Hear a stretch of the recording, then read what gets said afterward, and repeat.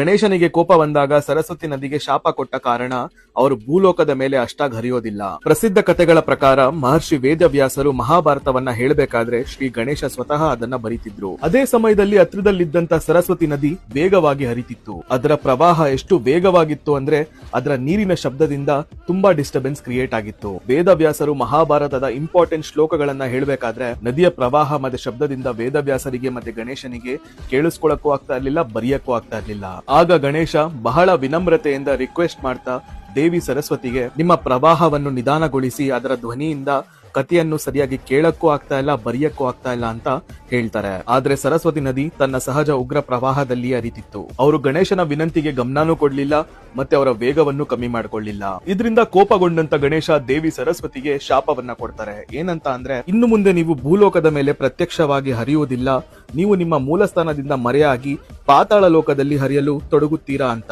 ಈ ಶಾಪದಿಂದಲೇ ಸರಸ್ವತಿ ನದಿ ಅಷ್ಟಾಗಿ ಭೂಲೋಕದ ಮೇಲೆ ಕಾಣಿಸ್ಕೊಳ್ಳಲ್ಲ ಅಂತ ಹೇಳ್ತಾರೆ. ಈ ನದಿ ಇವತ್ತಿಗೂ ಕೆಲವು ಕಡೆ ಭೂಮಿಯ ಕೆಳಗಡೆ ಹರಿಯತ್ತೆ ಎಂಬ ನಂಬಿಕೆ ಇದೆ.